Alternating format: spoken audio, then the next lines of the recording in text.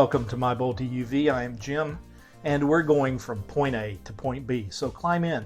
Let's go. Today, we're going to do a quick EV news roundup for June of 2024. So here we go. Hang on. Well, let's start with one of my favorite subjects, and that is the 2026 Chevrolet Bolt EUV. What do we know so far? We do know that it's going to be based on the Bolt EUV platform, and my prediction is the car is going to be just slightly wider and slightly longer than the current variant because it's going to be using the Ultium platform, which tends to require just a little bit larger footprint. It will still come in just slightly smaller than the current Equinox EV. It will also be the first Chevrolet, or the first General Motors car, to use the Ultium LFP platform. It will start at less than $30,000. In fact, it may be around $25,000 to $26,000 on the base model. It's also going to be introduced with the J3400 North American charging standard, also called the Tesla adapter. It will have a range of over 270 miles according to General Motors, and my prediction is it will probably have a range of over 300. It'd be nice to have 325, General Motors, if you happen to be listening. The charging speed will be at least 150 kilowatts. Most likely it could be 200 to 250 kilowatts since it's going to be using the LFP platform. And the battery pack should be about 75 kilowatt hours, and it should be more aerodynamic on the front end and the underneath side because it's going to be using styling similar to the Equinox EV and the Blazer EV. And the battery pack is going to be a little bit smoother than the one that they have currently in the Bolt. And General Motors, if you do happen to be listening, please add the ability to back up your house with the Bolt EUV. I know that's something you're working on. I know it's part of the Chevrolet Silverado already. So just go ahead and add it into the Bolt platform. Now let's look at another topic that is quite contentious, especially if you're getting your news from the news media. EV car sales. Now, all car sales got off to a slow start in early 2024. EV car sales have resumed now their steady upward trend from 2023, and this is despite the pure malarkey you're getting when you turn on the news media. The information is kind of difficult to obtain, but sales numbers were 92,741 units in January, and it remained below 100,000 through March. In April, it jumped to 102,317 units. In May, 114,308 units, and it's on an upward trajectory. My prediction is that we'll see 125,000 units sold this month with ease, but only time will tell. We're not going to get the second quarter results until sometime in July or early August. So remember, all vehicle sales dropped off in December of 2023, but the number of electric vehicles sold relative to the total amount remained pretty steady at 10 to 12%. There were 1.2 million EVs sold in 2023, and with the increased sales that we've just seen in April and May of 2024, the introduction of many new models, the fact that the prices keep decreasing on electric vehicles, they've almost reached parity with ICE vehicles, and the fact that the gas prices are again on the increase, there's no doubt that EV car sales in the United States are going to reach at least 1.35 million units this year, if not closer to 1.5 million units.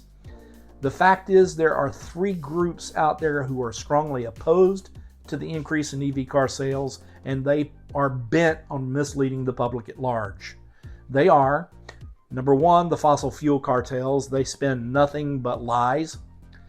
And then there is a second group that get on social media. Those are the people who are dumb enough to believe the lies that the fossil fuel cartels spew. And then my third favorite group are the coal rolling buffoons in their big diesel powered pickup trucks who act like they own the roads and they puff smoke in the front of all electric vehicles. If you cannot tell, I do not suffer fools lightly.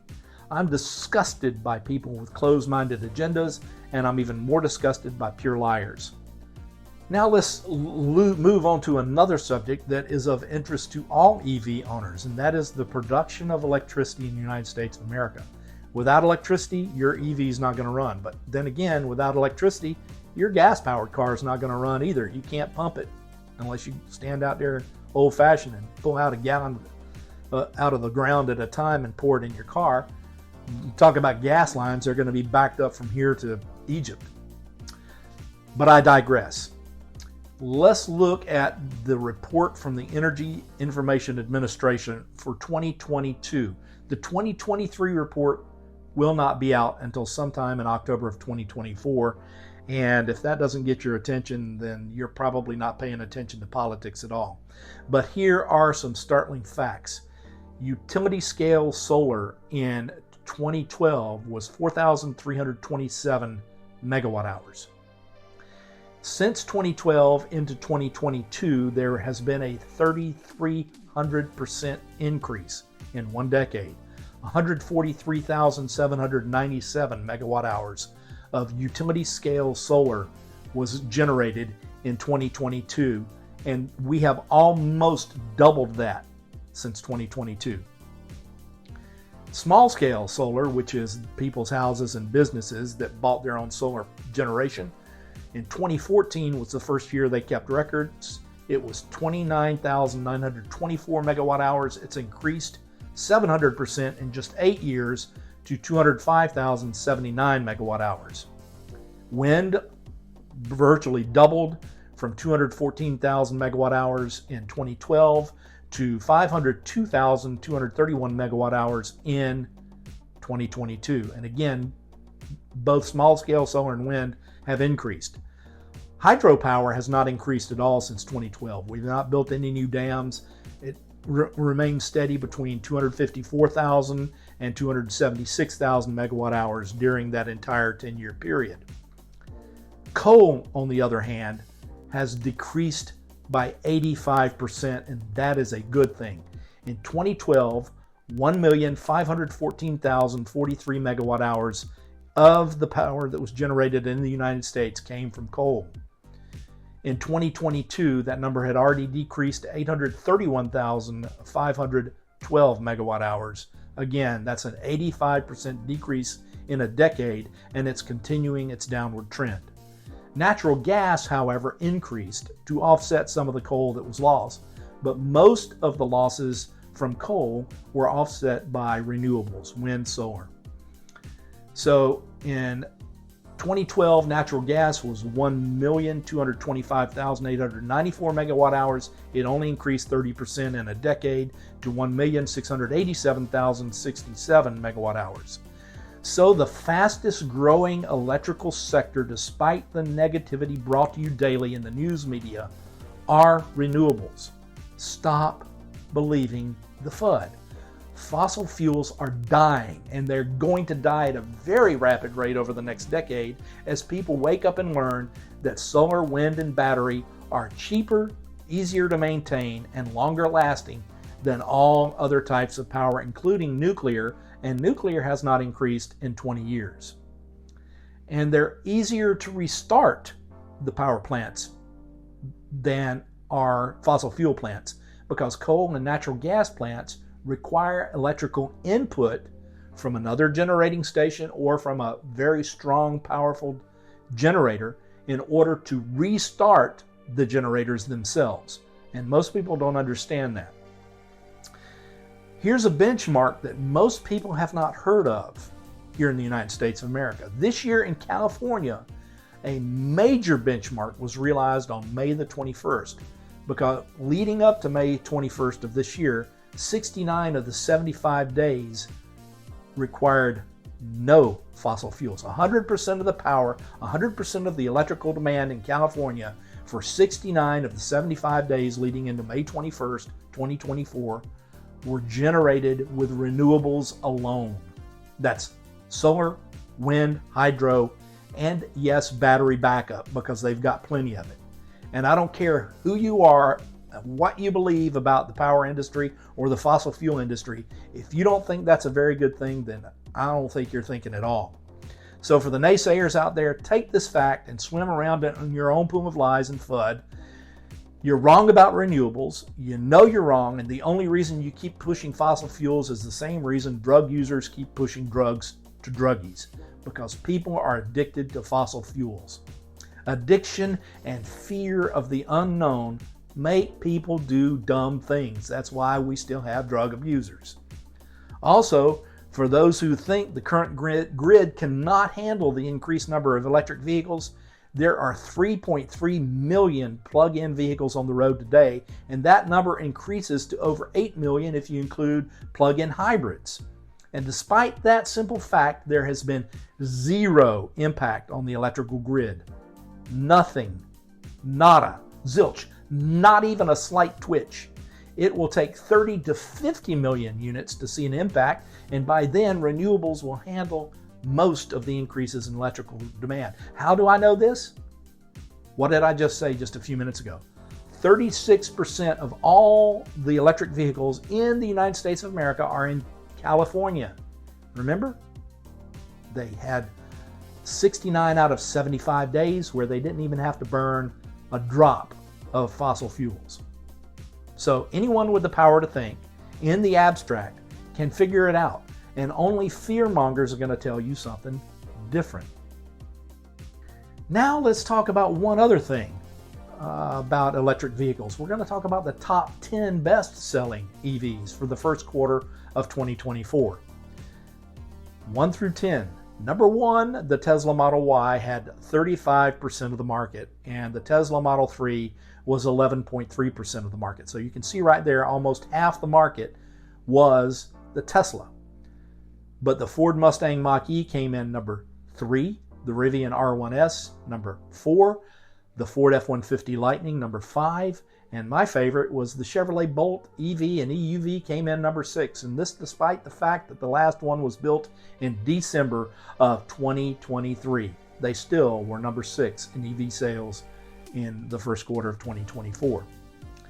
The Hyundai Ioniq 5 was number 7, the VW ID4 was number 8, the Cadillac Lyriq was number 9, and the Tesla Model X rounded out the top 10. So between the Model Y, the Model 3, and the Model X, Tesla had right at 50%, just slightly less than 50% of the market. But we're going to see a change to that in the second quarter because there are many new EV models that are hitting the streets. Not only is the Chevrolet Blazer back on sale, and they are out there in strong numbers right now if you want one, you now have the Chevy Equinox EV that's for sale, the Chevy Silverado EV, not just the work truck for fleets, but people can actually buy them from dealerships now. That's for sale. And the Honda Prologue is now on sale. And the fact is, those 3 new models alone are built by General Motors. And now another Bolt interest for me is the Bolt EV or the Bolt EUV with the most miles. I'm looking out right now for the Bolt with the most miles, and I want to interview the person who's driving it. I've found a few posts here and there, but if you know someone who has a high mileage Bolt, please have them contact me. My contact information is going to be in the description below. And I am going to also provide a link to a Bolt that has over 300,000 miles. The guy just turned over 300,000 miles back in March of this year. He lives up north in what I call the Winter Wonderland, and he's still got 300,000 miles on his Bolt, and he's still not having any problems with it. So I'm going to let you look at that. Please do have someone contact me. I want to do an interview with someone who's driven a Bolt for, I'm hoping there's somebody out there with one with 500,000 miles on it. Okay, everybody, that's going to wrap up this month's news roundup. I want to remind you to subscribe, share, comment, and like, and click the notification bell if you want to know when I've uploaded something new.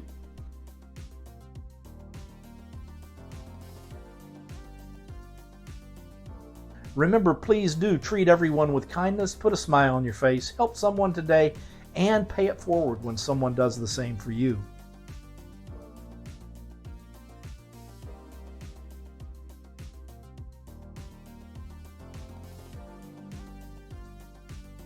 Thanks for stopping by, and I'll see you all again real soon, or somewhere along that route from point A to point B. Take it easy, everybody.